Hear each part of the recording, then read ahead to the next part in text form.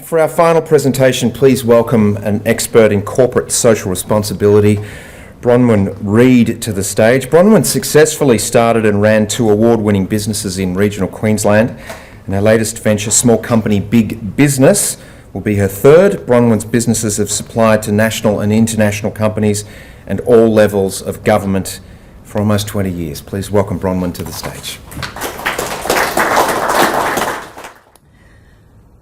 I'm not going to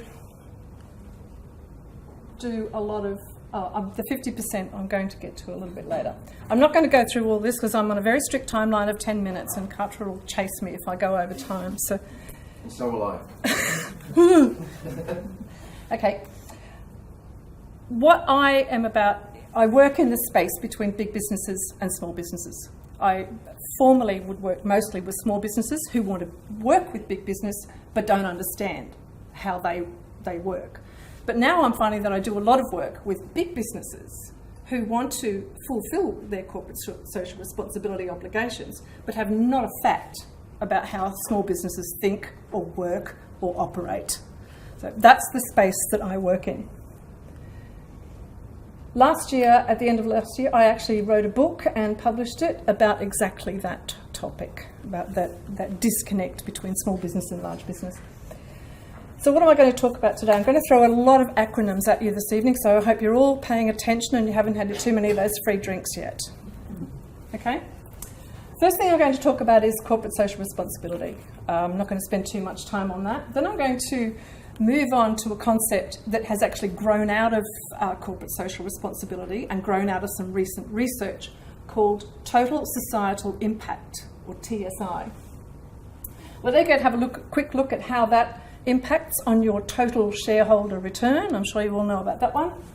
And lastly, we're just going to have a little look at why. I'm going to give you 3 reasons why you, as a CEO and your company, should be looking at this, and a tiny hint of how you would start going about it. Okay, corporate social responsibility. Everyone here knows what we're talking about with that. It's your responsibility as a company beyond your immediate economic self-interest. At its very basis level, it's I need to do a little bit of corporate philanthropy, otherwise people are going to think that I'm very callous and heartless and greedy. But we need to go a long way beyond that. We need to go beyond that limited definition. Who's heard of the Boston Consulting Group? Yeah? Hands up? So for those of you who haven't, Boston Consulting Group is a multinational American management consulting firm, and they have serious business credibility. They're not just a 2-bit outfit. At the end of last year, BCG concluded a very large piece of research that covered many countries and thousands of companies. And out of that research came this concept of total societal impact. Your total societal impact is the sum of all of your social impacts. Everything that you impact on society, both positive and negative. Now, every corporation has positive effects and negative effects. But the TSI, and your TSI score, is the sum total. Now, some companies may actually finish up with a negative TSI score. ERM Power clearly doesn't. So, what did all this research show? It actually showed that companies who score high on total societal impact actually generate additional returns or additional benefits that contribute to the total shareholder return. And anyone here who's either in a private or a public company knows that that's a very important metric for all of us to be, very important metrics to have a look at. So what did the research show? What BCG did was they took 4 industry sectors and they looked at all of the things in that industry sector that investors and customers would look at and would expect to be done to score a high TSI score in that sector. So it's what your customers and your investors would be expecting you to do as a corporately responsible citizen. Now that changes from industry to industry, and that's what the BCG was looking at. They then had a look at what the financial impact of those actions were that are contributing to a high TSI score. Is everyone still with me? I know I'm throwing lots of acronyms at you. Are you all, still with me? Great, good. Not too many drinks yet. So what was the outcome? They looked at the total company valuation, and they also looked at margins. Now, the margins that they measured were different in different industries, because some margins are appropriate for some and not for others. In oil and gas, companies that scored high on TSI enjoyed a 19% valuation premium over the industry average. They scored a 3.4% margin premium over the industry average. Consumer goods, 11% valuation premium and a 4.8% margin premium. So how would you feel if you could go into your board tomorrow and say, hey guys, I've got this really great idea. It's going to increase our valuation premium over our competitors by up to 19%, and it's going to increase our margins by 4 to 5%. You'd probably get the attention of the board, I'm guessing. So that's the first reason why this stuff is really, really important to us as CEOs and as business owners.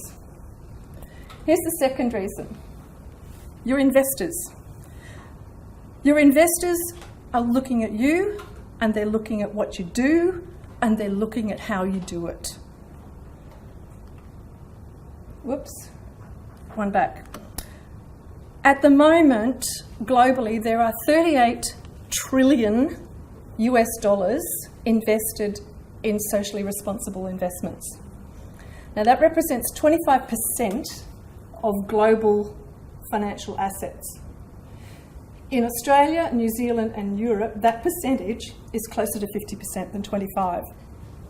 So if you are going to attract these investors, you need that they are looking at what you're doing and how you do it. Third reason, millennials. And John has already spoken quite at length about this. You need to have the best and the brightest on your teams. And we old ones, we're wearing out, okay? We're nearly at the end of our useful life. So you're going to have to get these guys. I mean, there's some of them here in our audience tonight. Now, this lot are highly socially aware. They have a real social conscience, as John has pointed out. 3/4 of them say that they would prefer to take a pay cut to work for a responsible organisation. That's why the CFOs love them. Almost 9 out of 10 of them will report that they get a great deal more satisfaction from their work when they feel that they're making a social contribution through their daily work life.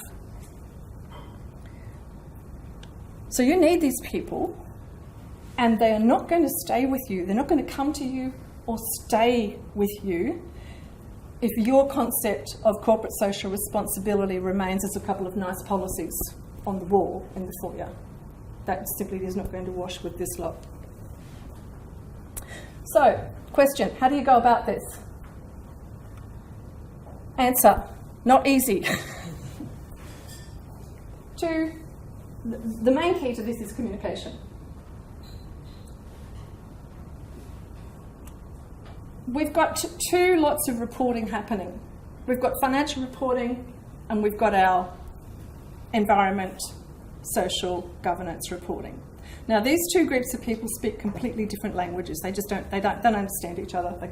They're not bilingual. But we as CEOs are in charge of the messages and the communications that come from our company. So it's our responsibility to place equal weight on both of these languages when we're communicating with our investors, with our customers, with our shareholders. If you as the CEO are talking about financial results all the time, don't be surprised if that's all everyone talks back to you. Don't be surprised if that's all you're going to get back. We need to be bilingual. So, what have we been through tonight? We had a brief look at corporate social responsibility and its newly evolving relative total societal impact. Had a quick look at the 3 reasons why this is necessary for you and your company to take notice of, and a very, very, very brief hint at how we can go about it. So I'm going to leave you with a challenge. What's your role? What's your role in your company's approach to total societal impact? Is your company going to be on the front foot, or are you going to be dragging the chain? Because believe me, your competitors are already looking at this. Some of them are already on the path. Whoops, I'm missing one slide there, sorry. The last thing I want to ask you is, how are you going to feel when you are the golden-haired person who can go to the board, or the board calls you in to sing your praises for that 4 to 5% margin premium? Pretty good, I think. I've arranged to have this slide presentation and access to a lot of the research available via my website, and Katra will ensure that that's available to everybody. Thank you very much for having me here at this wonderful event this evening.